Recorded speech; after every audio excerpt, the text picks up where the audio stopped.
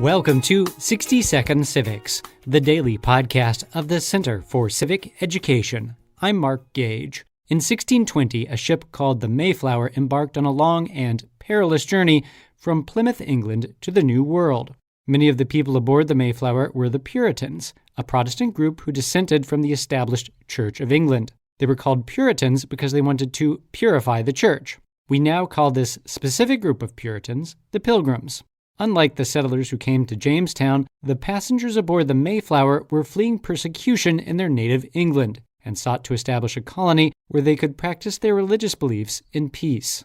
Some of the passengers, such as Miles Standish, were not Puritans, but were hired to perform specific jobs. Standish, for example, was to be the military commander of the colony. The Mayflower had a rough 2-month passage to America. The Pilgrims abandoned their initial plans to land near the mouth of the Hudson River, but instead dropped anchor at Provincetown Harbor in what is now Massachusetts.